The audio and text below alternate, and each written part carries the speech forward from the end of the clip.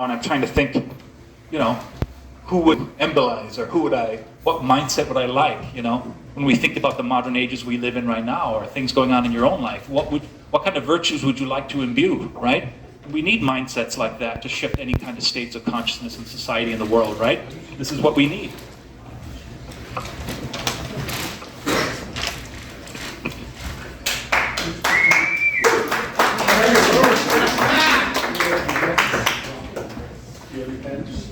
I need light, sorry.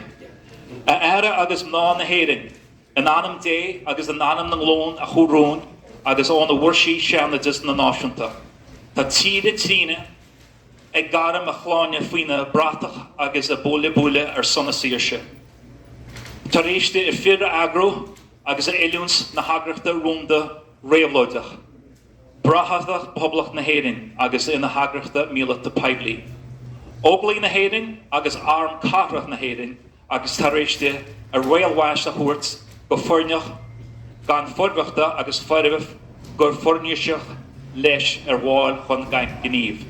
Tá sí ag ghlacha na fáile sin inis agus le cuaróna chláán ar dóireacht I America agus thar sáile sa Europe ach thar gachní in muín agus nearttíle Spain. Tá sí ag bula an nóchas omlan go meara sí bua. Deir míid gur ceart ceanasach dóchláid a ceart winter na héirin, chun shelf na héirin agus chun dála na héirin is stúrú gan chosc gan cheati. We want neither breaks nor gates on our country. Níor cuidiú an ceart sin ar ceáil leis an bhuair a riniú a pobl achtarnach agus a rialtas ed le cían daimsir ná le féidir go brach a chur ar ceall ach ní hiríú muintir na héirin. Ní réon chéad bliana an nuas, trí chéad bliana an nuas, dearíidir faoi army. We've been subjugated for 300, sorry John. For 300. Ag seasadún an gceart buine sin agus a dearabhid íst faoi arm agus an anam na góráid a córach a ngeall lena síirse agus lena leas agus lena mórdah I meas na náisiún.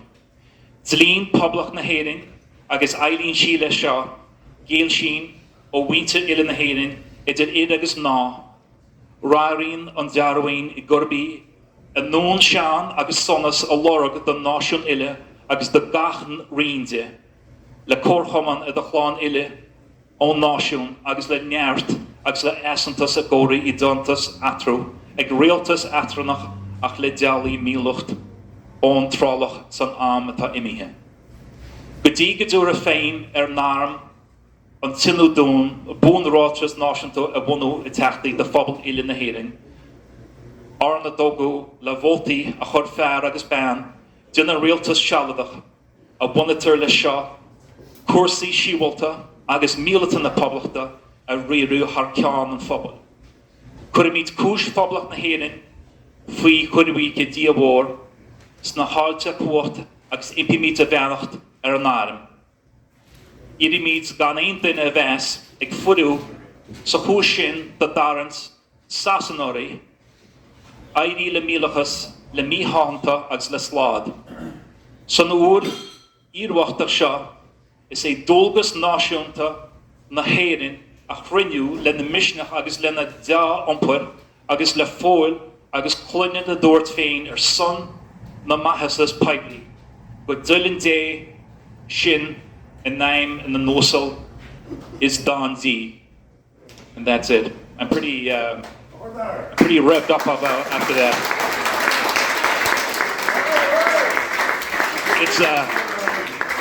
It's extremely difficult not to be highly motivated after that, How could you not say up the ara, right?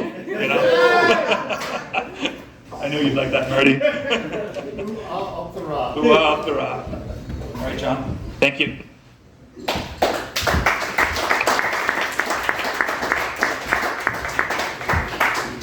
I don't think Pierce had a microphone when he did this. Poblacht na Héireann, the provisional government of the Irish Republic to the people of Ireland. Irish men and Irish women, in the name of God and of the dead generations to which she receives her old tradition of nationhood, Ireland through us summons her children to her flag and strikes for her freedom. Having organized and trained her manhood through her secret military organization, the Irish Republican Brotherhood, and through her open military organizations, the Irish Volunteers and the Irish Citizen Army, having patiently perfected her discipline, having resolutely waited for the right moment to reveal itself, she now seizes that moment, and supported by our exiled children in America and by gallant allies in Europe, but relying on the first in her own strength, she strikes in full confidence of victory. We declare the right of the people of Ireland to the ownership of Ireland and to the unfettered control of Irish destinies to be sovereign and indefeasible. The long usurpation of that right has not extinguished the right, nor can it ever be extinguished except by the destruction of the Irish people. In every generation, the Irish people have asserted their right to national freedom and sovereignty. 6 times during the past 300 years, they have asserted it in arms. Standing on that fundamental right, and again asserting it in arms in the face of the world, we hereby proclaim the Irish Republic as a sovereign and independent state, and we pledge our lives and the lives of our comrades in arms to the cause of its freedom and of its exaltation among the nations. The Irish Republic is entitled to and hereby declares the allegiance of every Irish man and Irish woman. The Republic guarantees religious and civil liberty, equal rights and equal opportunities to all its citizens, and declares its resolve to cherish all the children of the nation equally and oblivious to the differences carefully fostered by an alien government which had divided the minority from the majority in the past.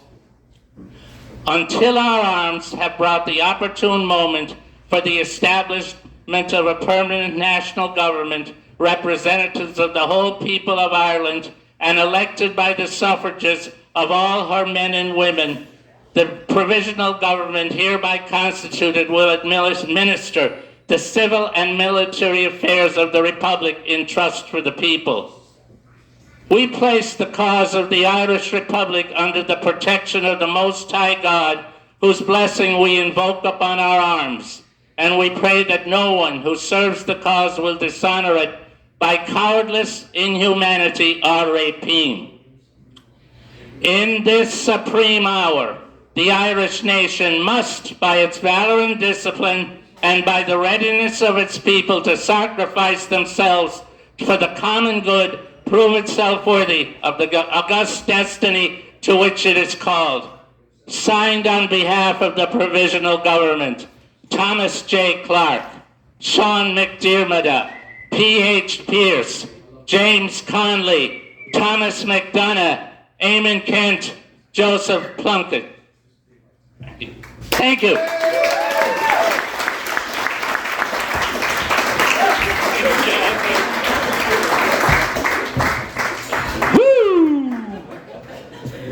Awesome.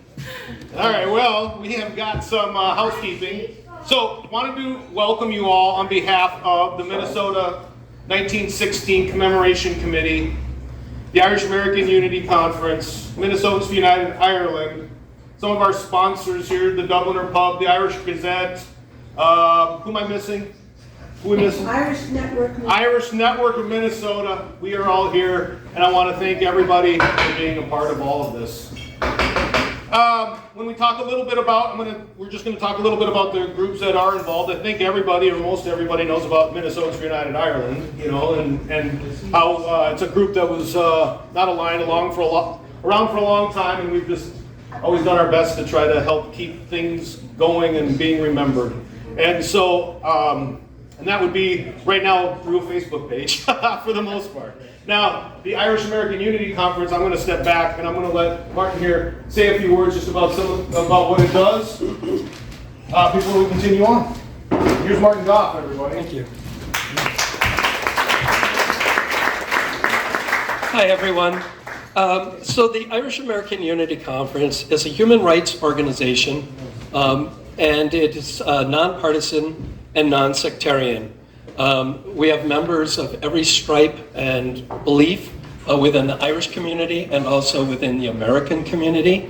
But if they believe in a united Ireland, if they're concerned about issues like the legacy issues and some of the other issues that are going on between the British and the Northern Statelet, then this might be the organization for you. We've been organizing for about a year. We have members in 5 congressional districts. We are more or less a lobby, and we are really looking to increase our membership to coordinate efforts on behalf of the Irish people. Thank you.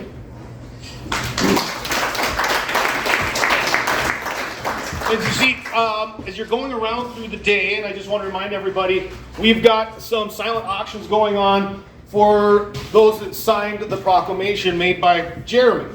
And one of the things that we're going to do today, if you were here for the hunger strike commemoration, we had some fundraising going on there, and today we are going to be fundraising for the Irish Youth Federation Foundation. And I don't know enough about it, as you can tell, but Jeremy does. So I wanted you all to know a little bit about this foundation.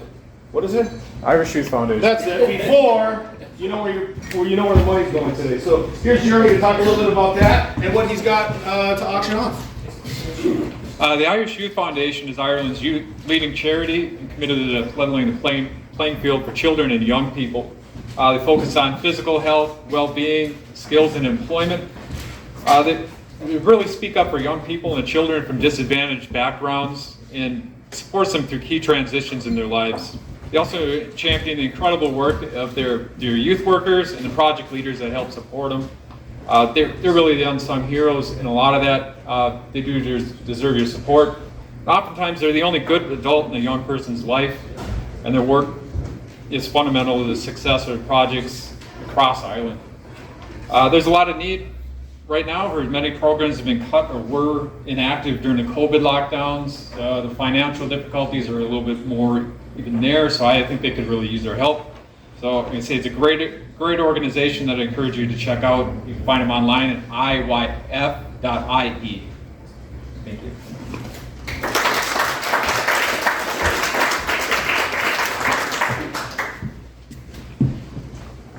So we're here today to talk about 1916, and it's interesting because Rory talked a little bit about what I was thinking about when I think about 1916 and I start reading about it or what's happening, and it's the fact that it wasn't a real popular thing to do at the time, right? To fight for the independence of your country during a time when people were engulfed in a world war that a lot of Irish volunteers had signed up for, right? But they knew that it was time, and they knew that the timing was right. And one of the things that I always take away from, it's in the proclamation, is the fact that it was a forward-thinking document. It wasn't the kind of document that we read even today. And in fact, I think in a lot of ways we see the world moving backwards from what this 1916 proclamation is. And it's those words that are about Irish men and Irish women, and the fact that at that time it was recognized that there's no distinction when it comes to fighting for equality, right? And I think that personally it was Connolly that pushed to have this in the proclamation, and I think that I'm glad that he succeeded in doing so. And that's what I take away from it, that at the time, also, what you're fighting for is as important as what you're fighting against. And that's what I see with 1916. And that's my takeaway. And so that we bring this into today's world and we think about what's going on now, we can still see that I believe that Ireland is at the forefront of progressive thought still, even though there's a lot of ways to go and we can make some arguments that right now we're seeing a lot of progressive action happening in Ireland. And it's the kind of thing that I hope we continue to see. And then also I want us to remember that the struggle for independence isn't over. So there's different ways that people can continue to be involved in that movement forward. And I hope that one of the things that happens today is that you see one of those sparks that gets you to keep doing something after today. And in doing so, if you're interested in any of the groups that anybody's talking about, or I think there's email lists going around, just get involved. And when you see these things going on right here, if you're not going to get involved, then just give money. That's really what you should do next. Give a lot of money. All right? And then you'll feel better for the whole year until next year. Then you can give more money. So, thank you so much. Give your money to me. All right? That's really what it's all about. Okay, so I think now what we've got a music video from a friend of yours, don't we, Jeremy? Yeah, we do. So one of the things... Yep. Right on. Okay, one of the things we're going to see today, we've got some messages from folks back in Ireland. We've got some songs from folks back in Ireland. We're going to also have some poems from people that used to live in Ireland. It's really going to be neat today. But one of the things Jeremy has, who's playing right now, Jeremy? McMurragh, Ireland. He's performed under a couple of names, but Liam McMurragh. He's out of County Waterford. He does some live streams every Thursdays in the Raw Kitchen. But unfortunately, the day after he filmed this video for us, he did have a stroke while he was performing for us. He's still in the hospital. So I'd encourage you to appreciate the music. He's put in a lot of work with this. He does a great job. Check him out on Facebook. If you want to give him a tip, order CDs or anything like that. If you have any other questions, go ahead and contact me, and I'll get in touch with you and get you that information. And that's you could get a hold of Jeremy through the 1916 Commemoration page. Yes. Minnesota 1916 Commemoration page on Facebook. All right. Cool. The man was all shot through that came today into the barrack square. And the soldier I am not proud to say that we killed him there.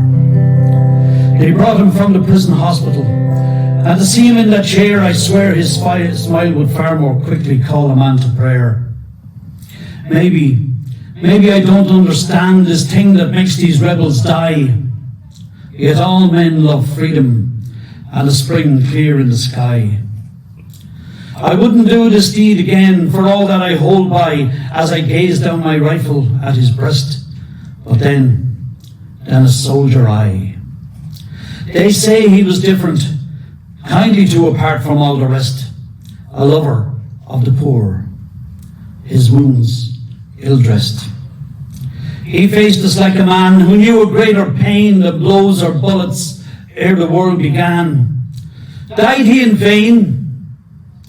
Ready, present, and him just smiling. Christ, I felt my rifle shake, his wounds all opened, and around his chair a pool of blood. I swear his lips said fire. Before my rifle shot that cursed lead, and I was picked to kill a man like that, James Connolly.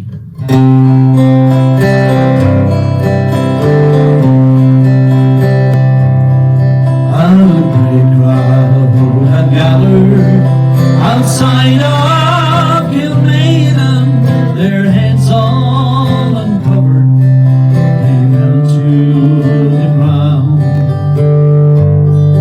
For inside Dublin prison lay a brave Irish soldier, his life for his country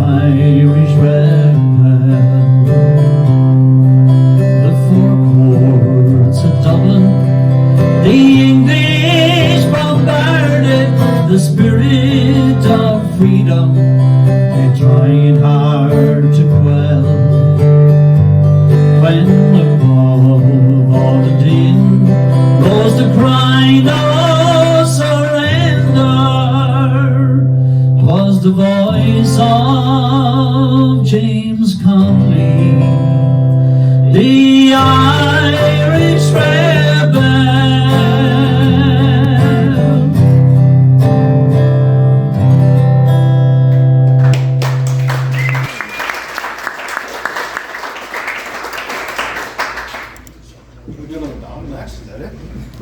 Yep.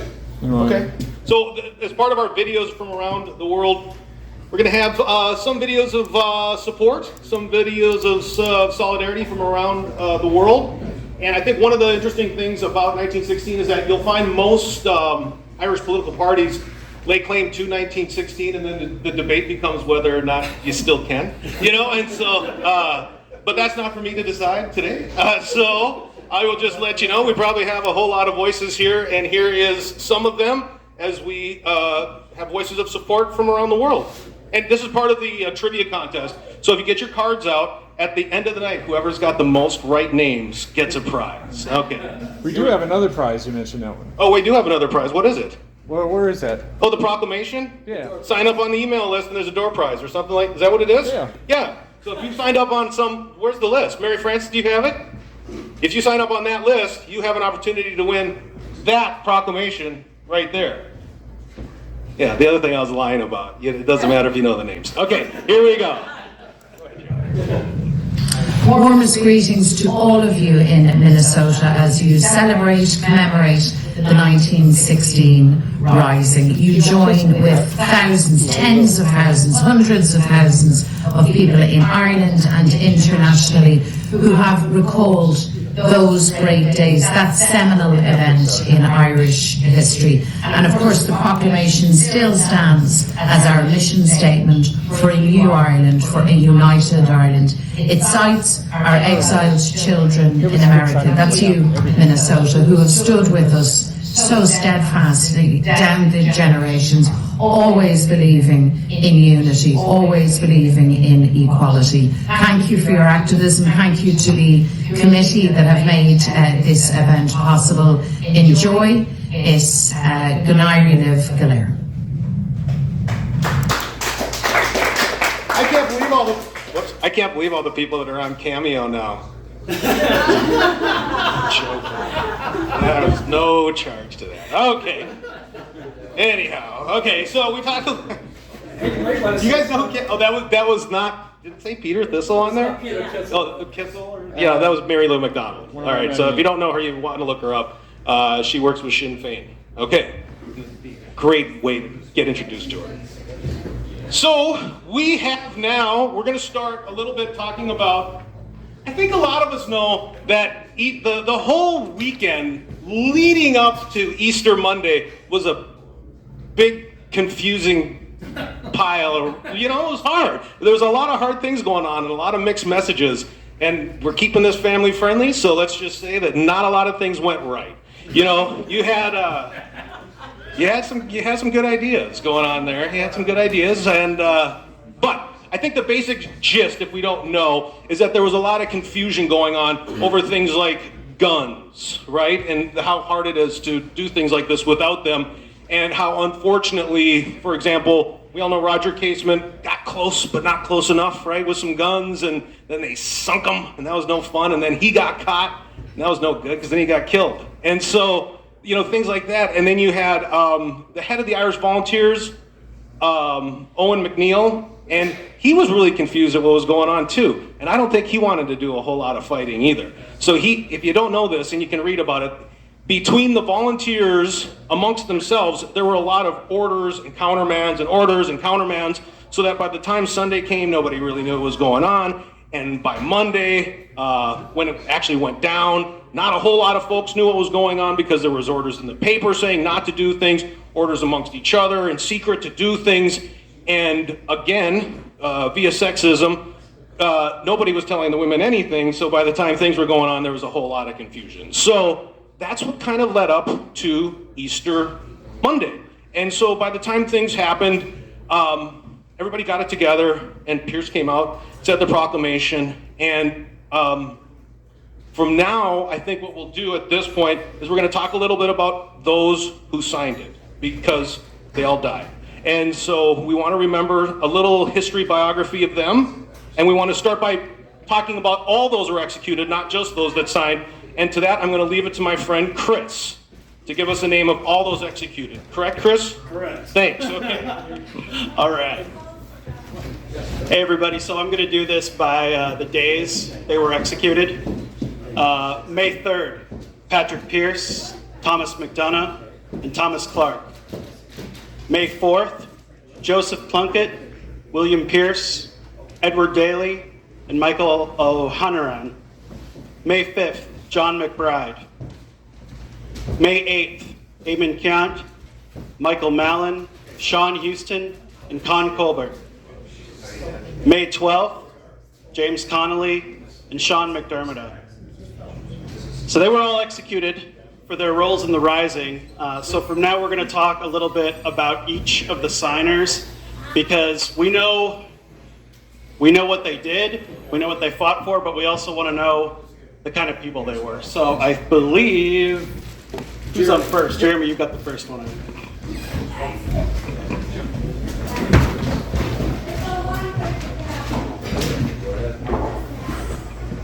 An Irish Republic had been announced with the reading of the proclamation outside the GPO at Patrick Pierce.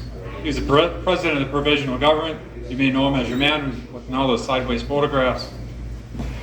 Different views have emerged over times, and now some say he's just a figurehead. One could say that Thomas Clark is a real mastermind behind the Rising. Others were more involved in the planning than he was. He wasn't really involved militarily. So was Patrick Pierce just a figurehead? Was his place in history just exaggerated? I think where he gets forgotten is his impact. People were upset about the Rising, like people, Marty was talked about. The city was ruined, thousands were injured, hundreds were dead. Nobody even knew what was going on, why this was happening. They lost their homes, their livelihoods, friends, family. Some lost their children. Well, they weren't going to be easily swayed, probably not by a socialist or an ex-con. But Pierce, people wept for him. So what made him so special? If you take a quick look at Pierce, you'd find a man drowning in debt, struggling to pay his bills, a bit shy, awkward. Supposedly he gave some people the creeps. They say he had a dark presence about him, and they feel just as he walked into a room. Maybe it was the English in him, they'd say. But he wasn't that bad if you got to know him. Pat had an interesting life. His father was English, his mother was Irish. His mother was once a teacher, so he took after her that way, just as he did with the ways of her people. He became very interested in Irish history and mythology, and eventually he was telling stories, and kids in the neighborhood would come into his house just to hear him tell the tales. When he could speak the Irish language, they would come to him to learn. Pierce grew and continued to study, earned degrees in modern languages, and became a fantastic writer. He spent time in Connemara, where he built a cottage, learned about different stories in the Gaeltacht, kind of collect some of these things, have them written down, just to learn. He was just very passionate. A member of the Gaelic League, but he started to find, even with all their success in promoting the Irish language and culture, Ireland was becoming more and more British. He figured the current school system taught his children to be good Englishmen. Education reform is just as important as independence. So at just 28 years old, he opened up St. Edna's. The school was a success, but the school grew, so did the expenses. He was able to borrow some money to keep afloat for a little while, but eventually he needed more income. They made some connections along the way as he started kind of getting a little bit more thinking independence. Through another IRB member swore him in, Pierce was able to find an opportunity speaking in America where he could raise some money.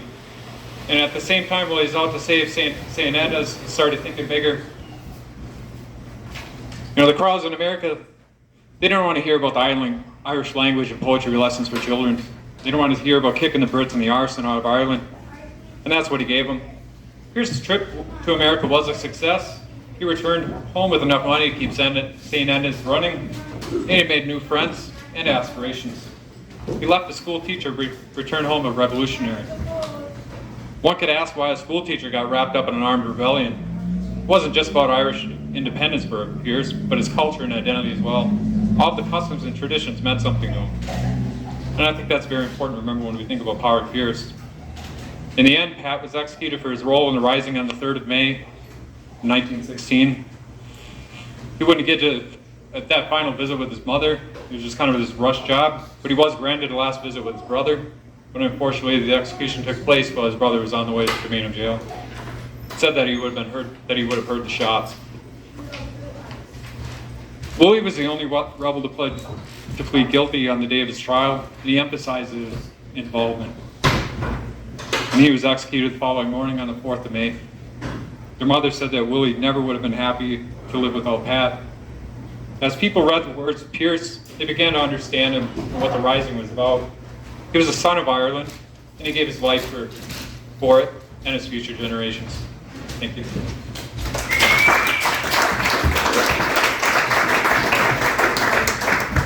Right, I'm going to talk about James Connolly. Connolly was born in Edinburgh, Scotland, in a slum to Irish parents. And be a note that every day of his life he spoke with a Scottish accent. But he shared the same experience of countless working class Irish living under British rule. Leaving formal schooling at age 10, he sought work to help support the family. When he couldn't find work, and not wanting to burden the family, he followed his eldest brother's footsteps, enlisted in the British Army when he turned 14. His enlistment would take him to Ireland during the Land War, and it was there that he developed a lasting disdain for British imperialism. When he learned that his regiment was being transferred to India, he deserted with his new wife Lily, and they moved to Scotland. It was there where he entered the labor movement and socialist politics. Taking the opportunity to move back to Ireland, Connolly fused Marxism and national liberation to form the Irish Socialist Republican Party. But both out of family and economic necessity for the party, Connolly and his family moved to America in 1903. He would spend the next 7 years writing, speaking, and agitating for various social parties in the US and for the industrial workers of the world.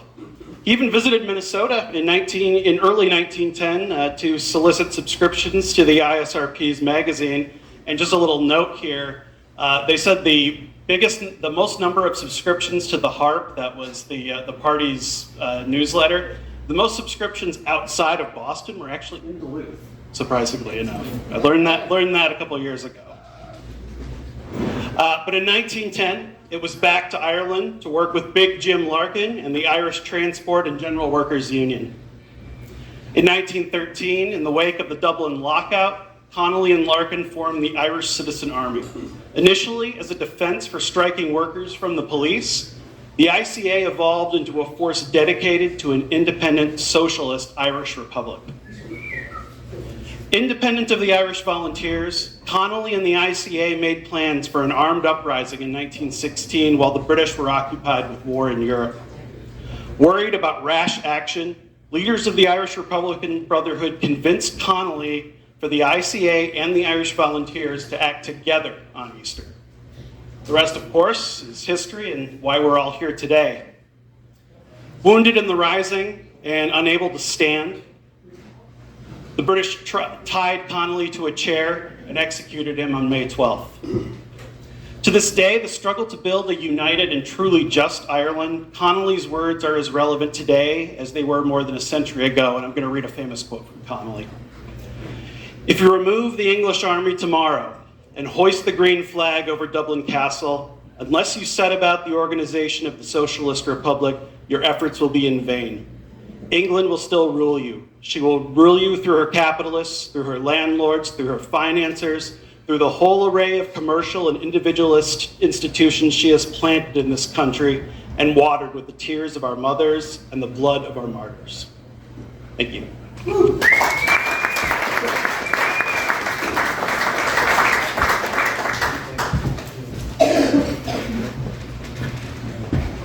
Thomas Clark is who I've drawn here. So Thomas Clark was born in 1858 in England. His father was a sergeant in the British Army and Protestant. His mother was from Tipperary and Catholic. He was baptized and raised as a Catholic. After living in South Africa for about 6 years, His father was then restationed to County Tyrone, Dungannon. Dungannon was a mixed community of Protestant and Catholic folks. And Clark found out quite quickly that bias and prejudice were the way of the world in his world. And he learned very quickly that Irish nationalism and getting rid of the British was the only way for the Irish people to be truly free and truly Irish. At the age of 20, he joined the Irish Republican Brotherhood, which was a secret organization. And it had connections, of course, to Clonagall here in the United States. After a skirmish with police, he was forced to flee to the United States. When he left without informing anyone, including his parents. And he moved to Brooklyn, New York. There he joined Clonagall, and he also was part of the Napper Tandy clubs. Now the clubs, what they were doing at that time is they were teaching young men how to deal with a new instrument of war that had just a few years before, I think 10 or 12 years before, had been invented. It's called dynamite. So the Napper Tandy clubs, they would go out to Staten Island, New York, which was still pretty barren at the time, and blow up rocks and learn how to deal with explosives.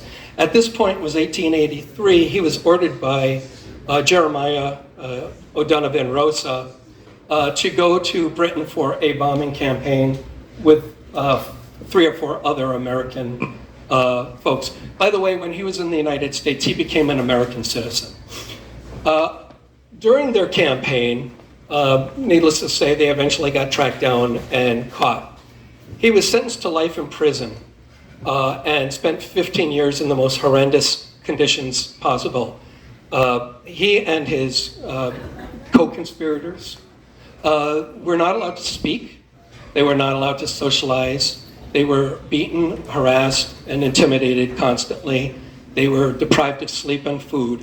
And he lived like that for 15 years. He was the only one out of his co-conspirators that came out with sanity. The 2 others were put into asylums for the rest of their lives, and 1 died. Upon his release, he went back to New York, his release from prison after 15 years. He went back to New York, and he married Kathleen Daly. And the Daly clan were hardcore Irish Republicans, and his best man was John McBride, who was also executed. He's around here somewhere. He didn't sign it. Oh, he wasn't a signatory, that's right, I'm sorry. Anyway, his best man was John McBride. And John Devoy, who is a great Fenian, attended his wedding. He worked for John Devoy on the Gaelic American newspaper. In 1907, he saw the brewings of the coming war in Europe. He saw the tension, and he came back to Ireland, opened up a tobacco shop and a newspaper stand. It was a perfect place to organize because people could come in and get a newspaper, and inside the newspaper would be notes or instructions or a pack of cigarettes or whatever, and instructions could be in there. And it was a perfect place for the IRB to continue their secretive work. Anyway, in 1914, the English declared war on the Germans, and the IRB saw its chance to fight. Michael Collins, who eventually became the leader of the IRA during the War of Independence, was going to move to New York. And at this point, Clark told him, there's something big that's going to happen, don't move, we need you now. In early 1916, now I'm going to skip that part, I'm sorry. So the rising, as we heard earlier, there was a lot of confusion. Owen McNeill, who was the head of the Irish Volunteers, was not interested in armed revolution. And he found out what was going on. They kept it from him. And he put an ad in the paper saying, all things are cut off for tomorrow, don't do it. And so they had to, instead of rise on Easter Sunday, which was the intent, the leaders met and they decided to still rise Easter Monday, even though they didn't have the whole country, which had been organized to do that work. The proclamation, as you know, was read in front of the GPO, the General Post Office, and Clark was standing right next to Pierce when that was done. During the battle, Clark took an active part, and he led his men as the GPO was burning across the street to Moore Street to continue the fight. And the rebel surrender was called for, and he, along with the rest of the rebels, gave up and were then sent to a maternity hospital to stand in the rotunda. They weren't allowed to lay down for the whole night. They had to stand, go to the bathroom where they stood.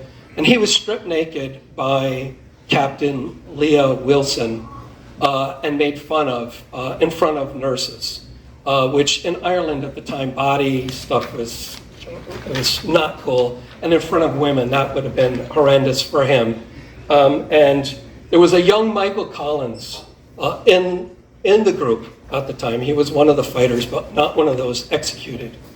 And he remembered Captain Leah Wilson. 3 years later, when he was the head of the IRA, he made sure that Wilson was dead, and he was killed. According to Kathleen, Clark's wife, he told her the night before he died, "I'm supposed to be shot in the morning, and I'm glad to be dying a soldier's death." Clark was the only American citizen to be shot to death at this time. Thank you. Hey, John, you want to come up and say a poem? Sure. John's going to come up and say a poem. Right on.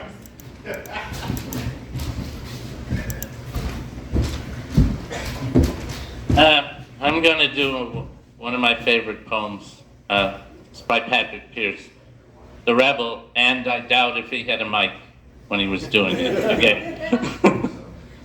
I am come of the seed of the people that sorrow, that have no treasure but hope, no treasures laid up but memory of an ancient glory. My mother bore me in bondage my mother was born. I am of the blood of serfs. The children with whom I have played, the men and women with whom I have eaten, have had masters over them, have been under the lash of masters, and though gentle, have served Charles. The hands that have touched mine, the dear hands whose touch is familiar to me, have worn shameful manacles, have been bitten at the wrist by manacles, have grown hard with manacles in the taskwork of strangers. I am flesh of the flesh of these lowly. I am bone of their bone. I that have never submitted. I that have a soul greater than the soul of my people's masters. I that have the gift of prophecy and fiery speech. I that have spoken with God on the top of his holy hill. And because I am of the people, I understand the people. I am sorrowful with their sorrow. I am hungry with their desire. My heart has been wet with the tears of mothers. My eyes have been wet with the tears of children. I have yearned with old wistful men and laughed and cursed with young men. Their shame is my shame, and I've reddened for it. Reddened for that they have served, they who should be free. Reddened for they have gone in want while others have been full. Reddened for they have walked in fear of lawyers and their jailers with their writs, summonses, and handcuffs. Men mean and cruel. I could have borne stripes on my body rather than the shame of my people. But now I speak being full of vision, and I speak in my people's name to the masters of my people. I say to my people, they're holy, they're august despite their chains. They are greater than those that hold them, and stronger and purer. And they have but need of courage and to call on the name of their God, God the unforgetting, the dear God that loves the peoples for whom he died naked, suffering shame. And I say to my people's masters, beware. Beware of the thing that is coming. Beware of the risen people who will take what ye would not give. Did you think to conquer the people, or that law is stronger than life, or that man's desire to be free? We will try it out with you. Ye that have harried and held, ye that have bullied and bribed, tyrants, hypocrites, liars.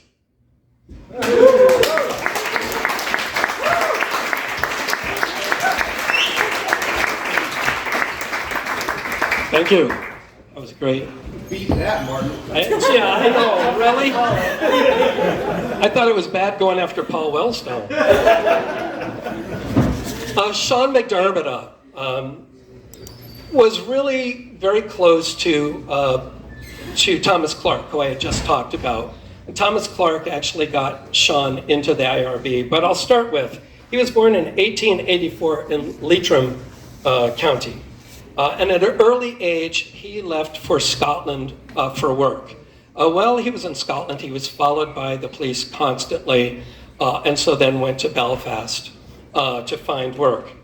At the age of 22 in 1907, like I said, Thomas Clark convinced him to join the IRB, Irish Republican Brotherhood, which he did, and he became their organizer, and in fact, their only paid organizer. He traveled the country with his bicycle. He'd get on a train with his bicycle, and he'd go into the countryside and talk to folks. He was a master organizer, from what they said. Historian Dermot McAvoy says, Tom Clark returned from America and teamed up with McDermott. Ireland now had the dynamic Fenian duo, the two men most capable of rousing Ireland out of its political coma.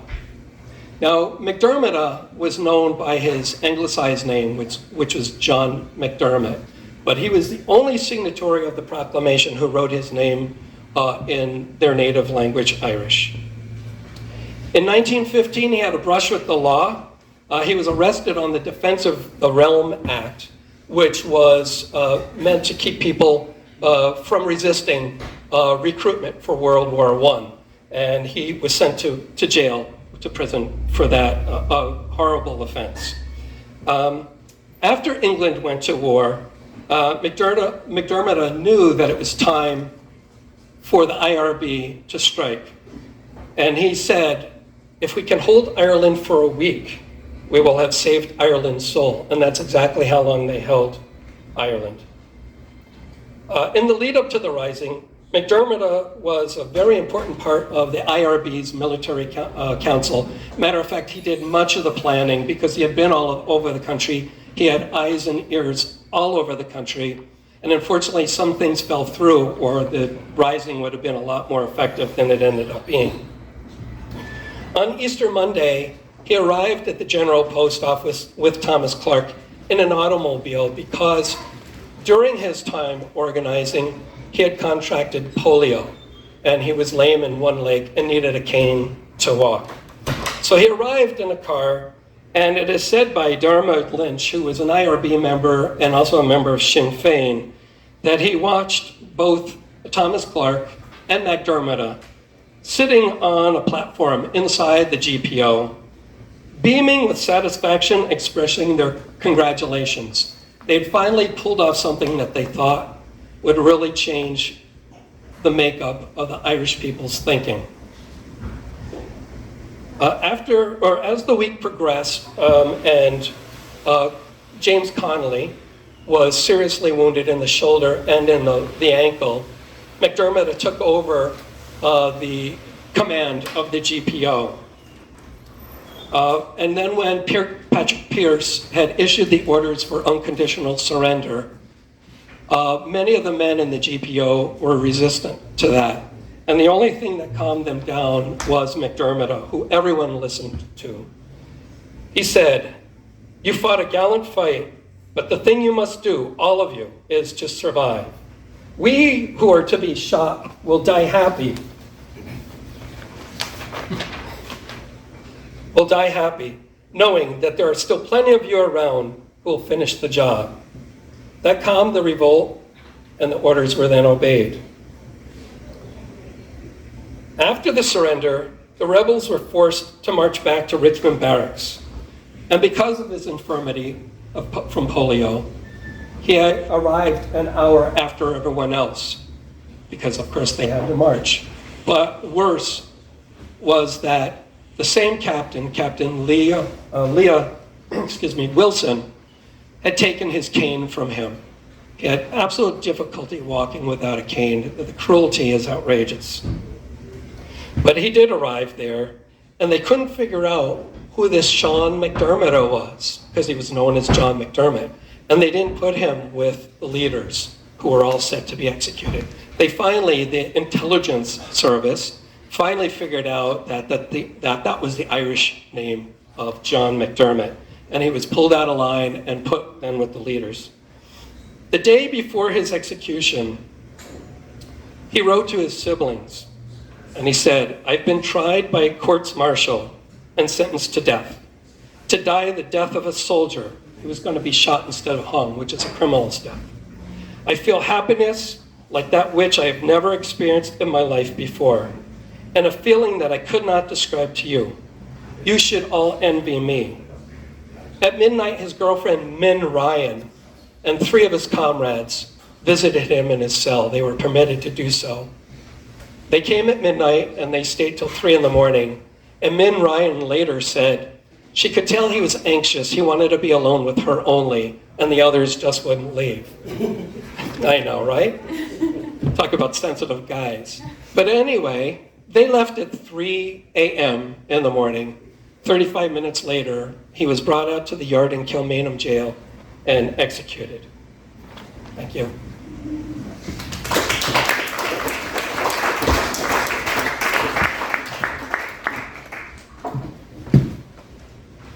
I have Joseph Mary Plunkett, and it's not nearly as in-depth as everybody else's, so I apologize ahead of time. Grab Google if you need some more. But some of the neat things, I just thought I'd try to find some things that maybe we didn't all know. He had a couple of brothers, George and Jack. They fought also, so did his pops. His dad then was one of the first Sinn Féin members, maybe the first Sinn Féin member elected in 1917 in Roscommon. He got sick. He had a lot of money. He came from a lot of money, and so he was traveling around. He got sick when he was a kid, so he was traveling around a lot, which worked out well for him because once the Rising came and he had found his way, in about 1915 he joined the IRB. Oh, and he was a poet and a playwright and lots of good things like that, you know, that all those guys do. And so he was traveling around because he had a lot of money, and that helped to make it look okay when he needed to travel around, for example, to get to Germany to try to talk about arms with casemen and things like that. So I found that to be interesting. Also, when he was younger, he had some military training, which later on he became one of the leaders helping to organize the military campaign, which he based a lot of it, as I understand, on the 03 Emmett campaign of taking central pieces in Dublin. So I think that was kind of a nice thing. He also got married. A lot of people know that part of it, you know, and then Grace, right? And then you all know the song Grace or whatever it is, and so I wrote that for today. No, I'm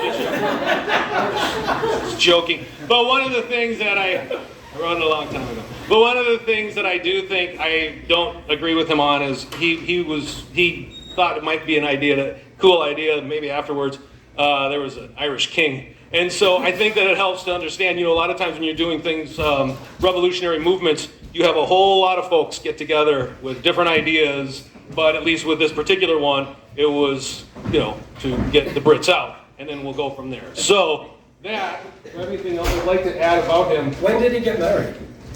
Right when he was, like 7 hours before he's executed. Haven't you all seen the Rod Stewart song or listened to it? No. He was married in prison before he died, and interestingly enough, his brother he and his brother were going to get married to 2 women that participated in the Rising as well, but that didn't work out. He got married to Grace, and he was in bad shape beforehand anyway. I'll just leave it with this. From tuberculosis, shortly before the Rising, he had surgery and got gout. I don't know that he was going to make it too long anyway, but he did get up and participate in the Rising, which I thought was pretty cool. All right, thank you. That's him.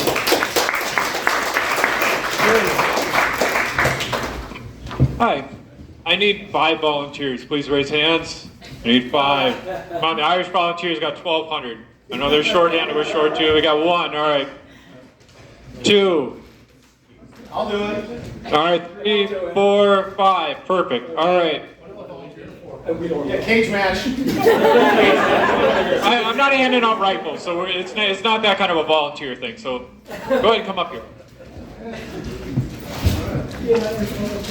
All right, so we're gonna act out a little bit of a play about Eamon Cant. I want to do this because I want to make sure that people are going to remember him. I think he's one of the men that are least remembered. I think least celebrated. So Eamon Cant was born at Edward Thomas Kent, and he was born in County Galway. Does anybody have roots in County Galway? Yeah, All right. I was born 7 miles from Glenmaddie, where he's from. Perfect. All right, you're gonna play Eamon Cant today. I'm horrible at typing. That's all right. We'll work this out. All right. Is anybody Catholic? All right. Okay, you're gonna be the Pope. I'm the chair. Yeah, you're gonna be that. All right. Okay. Now last for you 3, I gotta figure out. All right. Who likes Hummers? Who likes Screamers? What? What's the question? Who likes Hummers and who likes Screamers? Man, what are you talking about? All right. Let's see. That sounds like I Marty. might answer yes to both. What do you have to do? All right. All right. You're gonna be a Screamer. You 2 guys are gonna do the humming. Oh, I guess we're singing. Okay. Oh, I get it. Yes, I can be a screamer. Yes, I can. All right. So I'll give you instructions on the way here. So we get out of here. So we By just the got way, punched. this is not rehearsed. We have no clue. No, this is not we're doing it. We're a little bit here. So his father was an officer in the Irish Royal Constabulary, and the family would move around quite a bit with his assignments. When his dad finally retired, the family moved permanently to Dublin.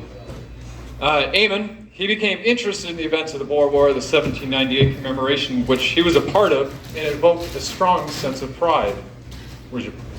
There's his pride. All right. He would join the Gaelic League, meeting other men from the Rising, such as Patrick Pearse and Owen McNeill. As Kent became more involved in nationalist movements, his interest in Irish culture grew. Eamon began teaching Irish classes. You know any Irish? I know you feel you got to teach a little bit. We got a couple of words. He joined a rifle club. Became a pretty good crack shot. We're acting here. Yeah, all right. There you go. All right. We're acting. You have to remember, we're He's also a very talented musician. Well,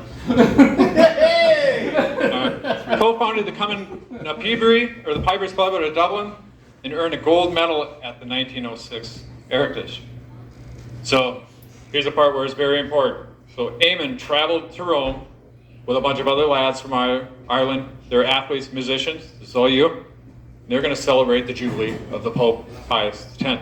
Hey! Just practice. Now you're doing music, all right. And the Pope was quite impressed with his music talents, and so Eamon was asked to perform in private before the Pope. So now, the humming. So as he had to play his bagpipes, I got one to go high, one low. They're doing a drone. Okay, yep, you're just going to do.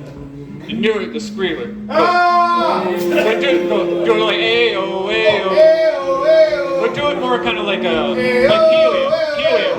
helium voice. Helium voice. Okay, there we go. That's how it was. And so Eamon was performing this song in front of the Pope, and he was marching back and forth in front of the Pope proudly, because these are kind of like war things. And the Pope was mighty impressed. And he did this 7 times. So we don't have to see all of that. He was very impressed. That's the worst bagpipe. And so he's dressed in his colorful traditional piper's uniform as he was performing and marching. During the trip, he insisted on conversing with his colleagues only in Irish. He was a devout Catholic who neither smoked nor drank. Other than that, he's loads of crack. As someone passionate in all the cultural aspects of his country, it was inevitable that his interests would also lead him into the politics of Irish independence. He grew increasingly determined to see a free and independent Ireland. And he found a vehicle for his political ideals in the ranks of the Irish Republican Brotherhood, Sinn Féin, and was a founding member of the Irish Volunteers in 1913.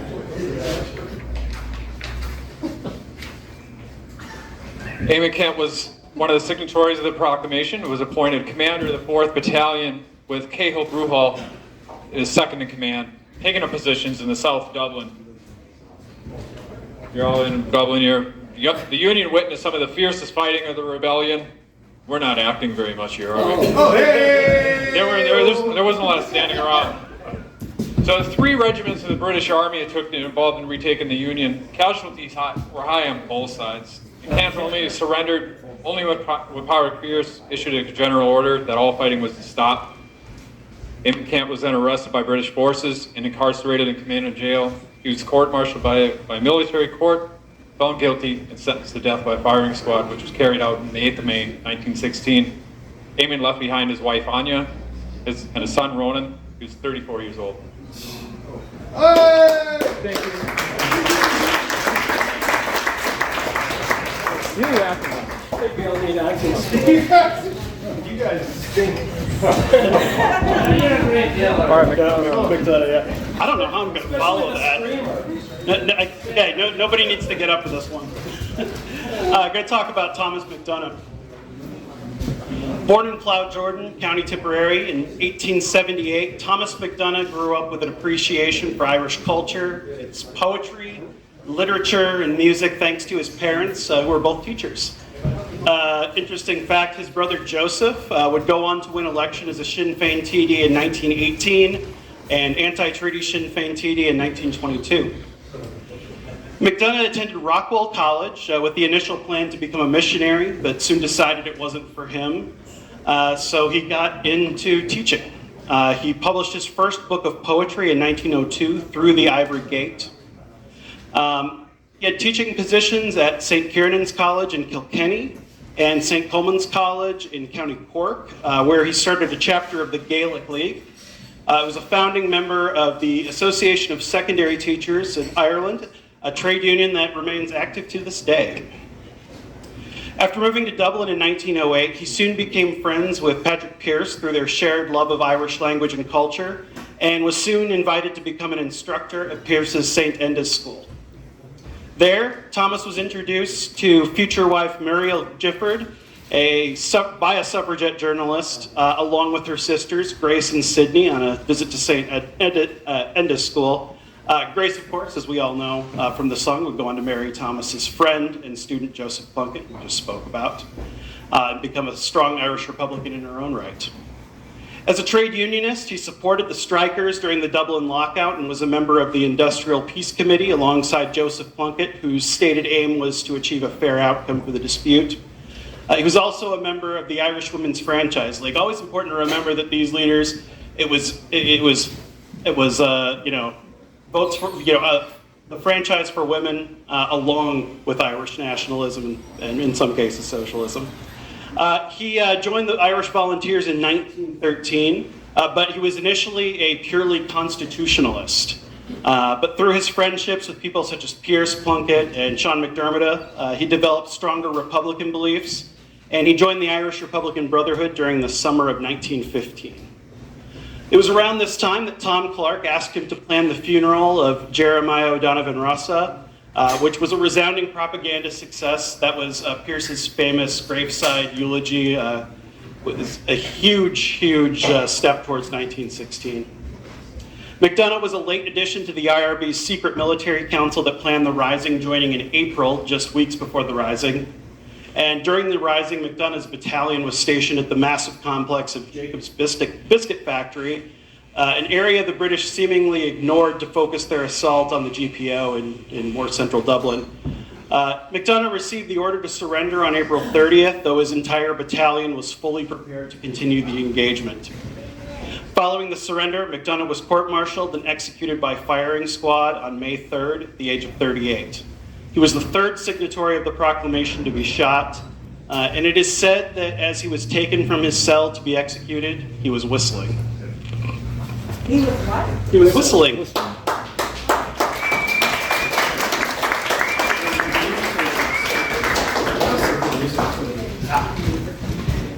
All right, we do that song then? He wants to save that for the end.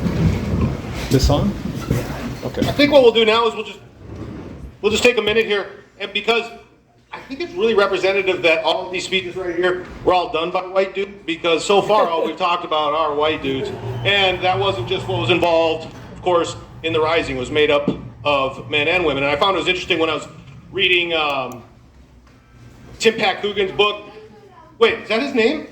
Yeah, I was reading his book. I was just reading it about, pre-1916. And I think there was 60 pages and one sentence was about Countess Markovich, and like that was the extent of like women's involvement, you know, and other things like that. So we wanted to take just a second and recognize some of the women. And for me, I'm going to just change orders real fast just to get the woman that I got to choose, or I get to talk about. For example, Margaret Skinner was a member of the Irish Citizens Army, but she's actually Scottish, and so, you know, again, talking about the exiled youth, of those that are out and working. And one of the things that I always liked about her, especially when I was reading about her right now, she gets involved with the suffrage movement. She gets involved with, just as Chris was saying, there's a lot of strong connections between that. And she gets involved then again with the Irish Liberation, and starts going back and forth from Scotland to Ireland and helping with bombs and other kind of fun things that she can fit in her hat. And along the way, she joins the Irish Citizen Army. And this is one of the things that I find very interesting and I like about the Irish Citizens Army. So we know about the Irish Volunteers, and we know that Cumann Ban was like supposed to be like the support wing, but the Irish Citizens Army, the ICA, didn't make that distinction. And so the women that were involved with the ICA were in the ICA. And so when the Rising happened, one of the things that I've read before, but I don't see really any evidence to this, is that Skinner was in Cumann Ban, but I don't think that to be correct. I think she was in the Irish Republican Army, because the order, yeah, she starts with the ICA, but the order transforms during the Rising that all members of the ICA become members of the Irish Republican Army. And so that's one of the things that I just really think is neat about her. She goes on to be a sharpshooter, and is one of maybe the only woman injured in action during the Rising. She shot 3 times. And this is why I think she's super cool. So then, that's not cool that she was shot, but she goes and she gets healed up, and the minute she's able to get healed, she escapes, right? So she takes off. And then she goes on the run, and she goes over to England, and then she comes back, and she continues to stay active, and she goes over to the United States, where she meets her partner, Nora O'Keeffe. And so, because a lot of the great leaders of 1916, those that were making, like Casement, gay, we've got Skinner, lesbian, so a lot of the things too, she lived openly, and it was great. And so she continued to be active her entire life, well past the Rising. And so for me, she's just one of the, and I have a quote that I wanted to read by her, because she was strong and didn't take no shit. All right, hold on 1 second, and I'll leave it with this, my quote, and then we'll continue to talk about some of the women. She says, Commandant Mallon finally agreed, though not at all willingly, for he did not want to let a woman run this sort of risk. My answer to this argument was that we have the same right to risk our lives as the men, that in the Constitution of the Irish Republic, women were on an equality with men. For the first time in history, indeed, a constitution had been written that incorporated the principle of equal suffrage. So, that was her, yeah. Okay. And then, Alyssa is coming up, or down, or whatever you want to do. Yeah. Okay, so I'm talking about Constance Markovich. She was an Irish politician, revolutionary, nationalist, suffragist, socialist. She was the first woman elected to Westminster Parliament, though she didn't take her seat.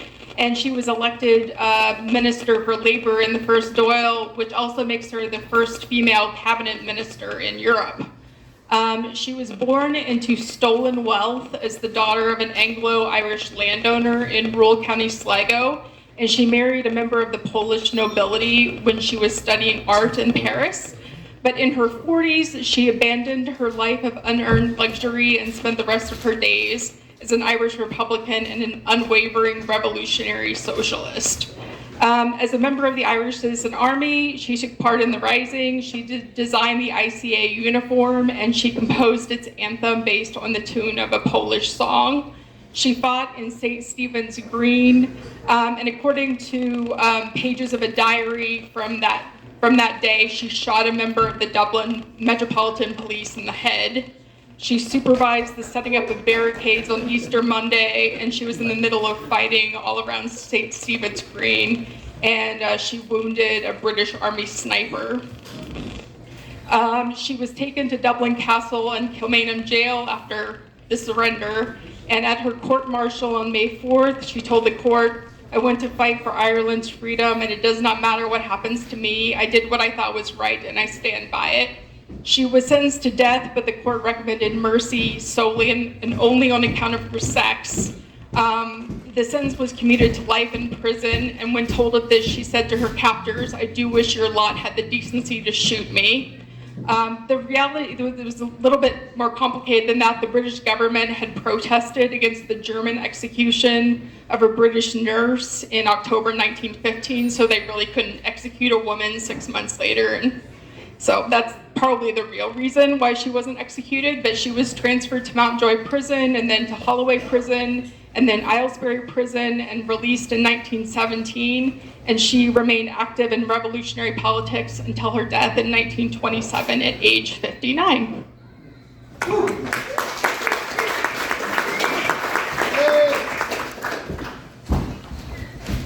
We got a couple more, and then, yes, a couple more. Yeah, we'll do a song. I'm going to talk about Elizabeth O'Farrell. Elizabeth O'Farrell was born on the 5th of November in 1883 in Dublin to parents Christopher and Margaret Canaan. She was educated by the Sisters of Mercy. Her father died when she was young and she was sent to work. She took a job at the printer while her mother had a small shop at City Quay in Dublin. Elizabeth was a member of Sacred Heart and Total Abstinence Solidarities and was a part of the Gaelic League and became fluent in Irish. In 1906, she joined Inniu na HÉireann, then Cumann after its establishment in 1914. O'Farrell acted as a dispatcher before and during the Easter Rising of 1916. So she and other nurses, including her good friend Julia Grennan, were sent around bullet-torn streets of Dublin during the week with dispatches, food, ammunition hidden in the long skirts. It's very dangerous.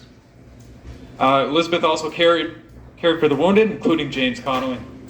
Women and wounded were evacuated from the GPO on the Friday of Easter week, but O'Farrell, Julia Grennan, and Winifred Carney stayed behind. With the remainder of the troops, who retreated to a nearby house on Moore Street. On Saturday, Pirate Pierce chose his good friend Elizabeth O'Farrell to seek surrender terms from General Lowe. At 12:45, she was handed a Red Cross insignia, a white flag, and asked to deliver the surrender to the British Army. Now you got to imagine the stones in this one. She's coming out into just carnage in Dublin. The streets on Moore Street would seem extreme heavy fighting, and one of the things that really made Pirate Pierce think like, hey, we need to do the surrender is outside seeing 3 old men that were shot holding white flags, and here she is. She's going to go out in the street. Like, oh yeah, sure, go out there with the white flag, it'd be grand.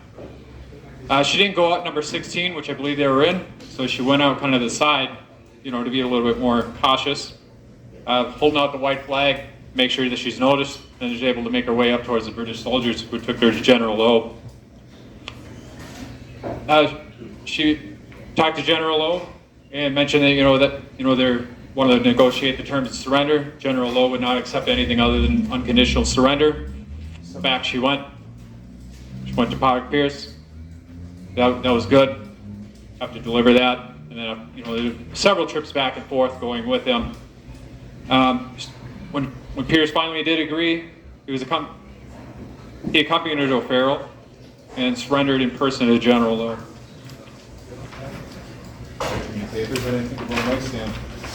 O'Farrell was then taken to Dublin Castle Hospital, where she stripped of her clothing and possessions and stayed for one night. The following day, she was taken to the Ship Street Barracks and was informed she was to be sent to Commemoration Jail and held as a prisoner. Brigadier General Lowe had given her his honor that she would not be made a prisoner. When he heard how she had been treated, he came to her personally to apologize and give orders for the return at once of any money that had been taken from her. O'Farrell spent the rest of her life working as midwife and a midwife and a nurse at the National Maternity Hospital in Dublin. When the Irish government allowed the Bureau of Military History to begin collecting oral history of the Irish Revolutionary period for historical purposes, O'Farrell refused to participate, declaring all governments since 1921 have betrayed the Republic. There are many unkept promises. Equality was one of them. While on holiday in Bray, along with Miss Julia Grennan, Elizabeth collapsed and died unexpectedly. She was 73 years old. and she's buried next to her good friend Julie Grennan in Glasnevin Cemetery.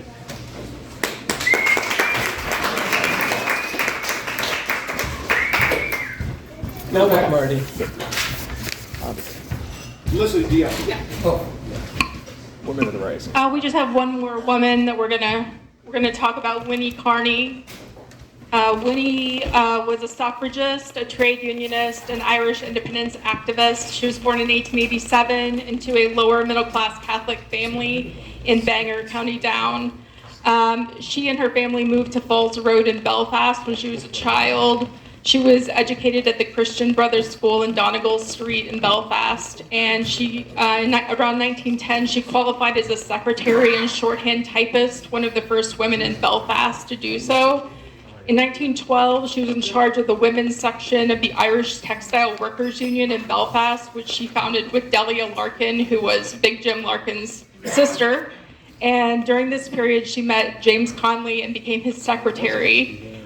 And they worked together to improve the lives of female laborers in Belfast, and then she joined Cumann Ban, the auxiliary of the Irish Volunteers. And unlike many sections of Cumann Ban, the Belfast section was much more militant than the others around the country. A lot of the other sections did like making of first aid kits and that kind of thing. In Belfast, they did marching drills and shooting contests, and she won prizes for her expert shooting and weapons handling. She was present with Connolly in the GPO during the Rising. She was the only woman present during the initial occupation, which she entered with her typewriter and her Webley revolver. She was given the rank of adjutant and was among the final group to leave the GPO. After Connolly became wounded, she refused to leave his side, this despite direct orders from Pierce and Connolly. She had early taken Connolly's final dictated orders. After she was captured, she was held in Commemoration jail, and she requested that her internee status and the privileges that came with it be revoked, so she would be held as a normal prisoner, but that was denied. And she was released 2 days before Christmas 1916. Here's an interesting thing about her. In 1928, she married George McBride, a Protestant Orangeman and a former member of the Ulster Volunteers, and she alienated anyone in her life that did not support her marriage to McBride, a fellow socialist. She continued to be involved in the trade union movement and worked for the Irish Transport and General Workers Union. She had serious health problems in the 30s. And then she finally died in 1943 and is buried in Milltown Cemetery.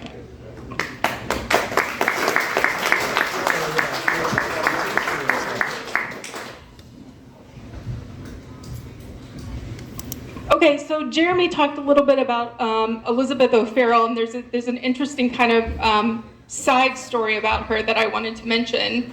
So there's that famous picture, Patrick Pearse, when he's standing before General Lowe surrendering. And in the original photo, you can see the boots and the hem of a dress, and that's Elizabeth Farrell standing next to him with her white flag.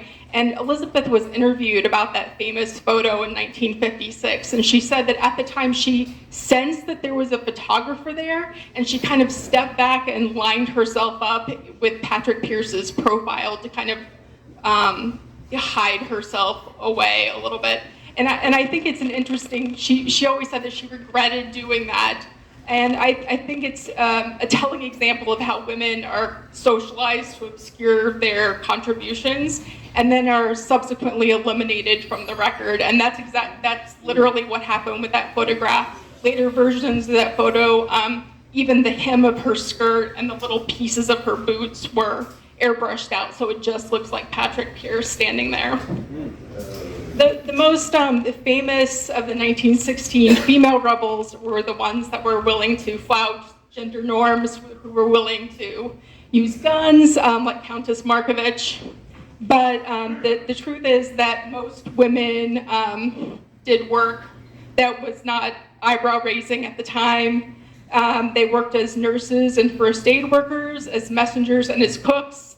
They were smart about it. A lot of them wore International Red Cross uniforms, which made them less noticeable to British soldiers.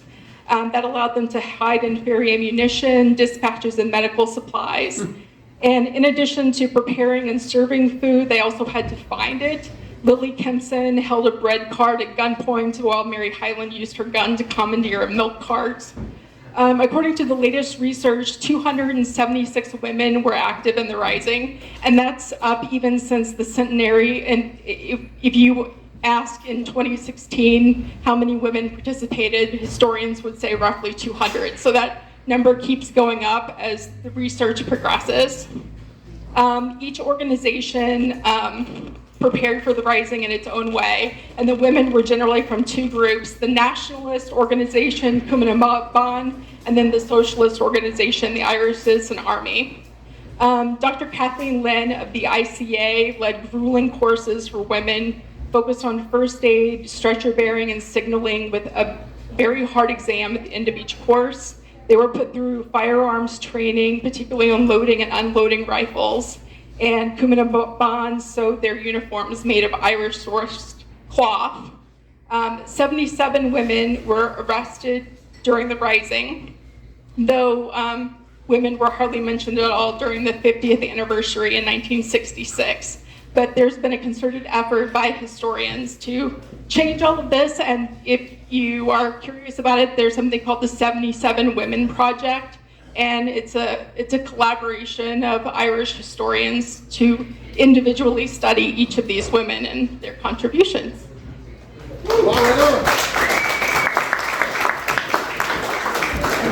Thanks, Alyssa. Well, guess what? We're getting towards the end of it. One last time, we wanted to remind you that those of you, the reason we do this in the afternoon is so we can get all of your night beer money. And so there's a bucket over here for donations for our Irish Youth Foundation. And anybody that wants to give, please do. If you didn't go to Mass, this absolves you. And so, let's see. We're doing the 1916. What? Yeah. Oh, yeah. We're going to do the video you're talking about. Yeah. Yeah. So we're going to do a couple of more things. We've got some videos from around, the world of support that say I am 1916. And then right afterwards, if you guys want to stick around, I know that Martin had a couple of words to say, but we're all going to video ourselves saying I am 1916 for those of you that want to stick around too. So we've got a few more minutes. Video saying thank you, and that's where we're at. Thanks so much. And as every Irish man in the world should say on this particular weekend, I am 1916.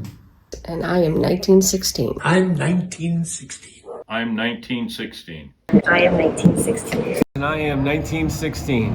I am 1916. I am 1916. I am 1916. I am 1916. I am 1916. I am 1916. I am 1916. I'm 1916. I am 1916. We are 1916.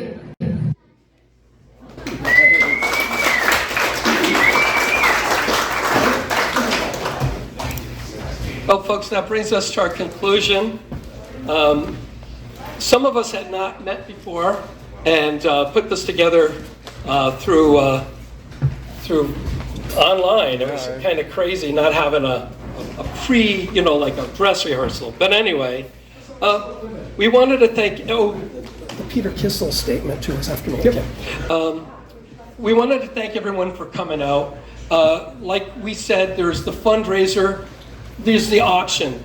These are original pieces by Jeremy. He did a lot of work on those. So we hope that you would consider doing that.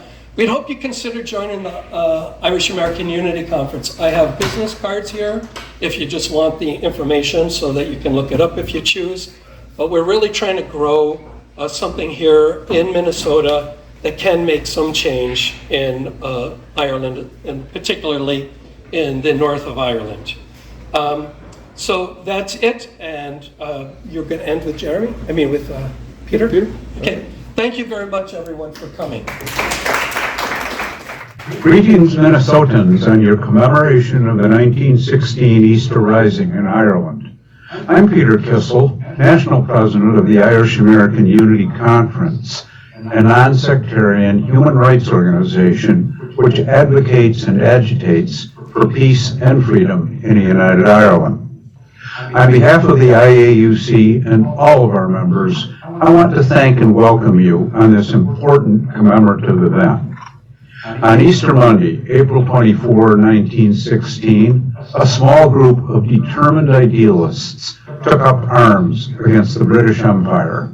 Britain's brutal execution of the 16 leaders you are honoring today sparked revolutionary fervor throughout Ireland and culminated in 26 counties gaining independence in 1921.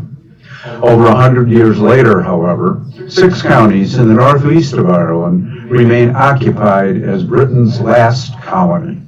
Irish Americans have been crucial to Ireland's fight for freedom throughout history. Your activism and contributions in celebrating the 1916 Rising are equally crucial to the ongoing struggle to free the remaining occupied 6 counties. I wish I could be with you today, but be assured that your spirit and activism are an important signal that Irish America will not give up, will not retreat, will not relent until all of Ireland is free at last. Enjoy yourselves today and stay active. And I encourage you to join the IAUC. Thank you.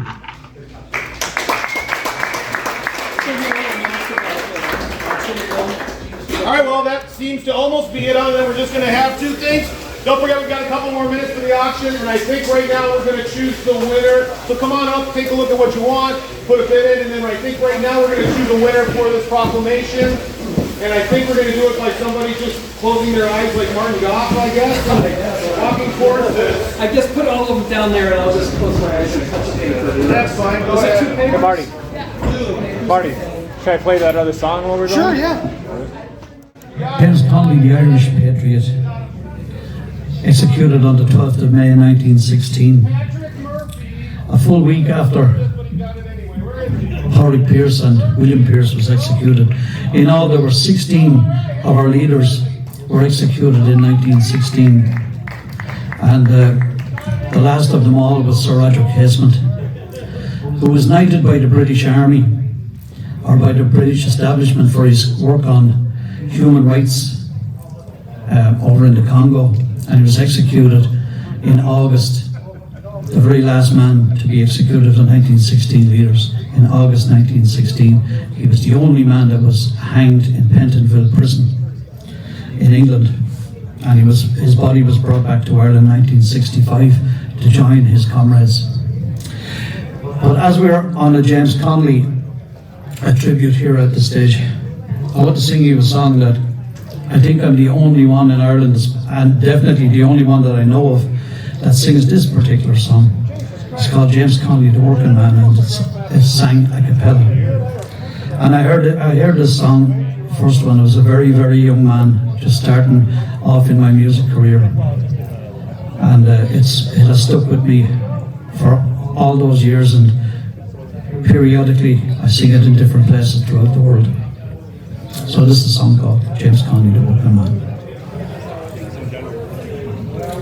Where, oh, where is our James Connolly? Where, oh, where is that gallant man? He's gone to organize the union, so that working men I might yet be free. Then who will lead the band? Then who will lead the band? Who but our James Connolly, the hero of the working man, who will carry high the burning flag, who will carry high the burning flag, who but our James Connolly will carry high the burning flag. Well, they carried him up to the jail. Well, they carried him up to the jail, and they shot him down on a bright May morning, and they swiftly laid his corpse away. Who mourns the death of this great man? Who mourns the death of this great man? Oh, bury me down in yon green garden with Union men on every side. Oh, they buried him down in yon green garden with Union men on every side, and they swore they would form a mighty weapon, that James Conley's name would be filled with pride. Where, oh, where is our James Conley? Where, oh, where is that gallant man? He's gone to organize the union, so that working men, they might yet be free. James Conley, the working man.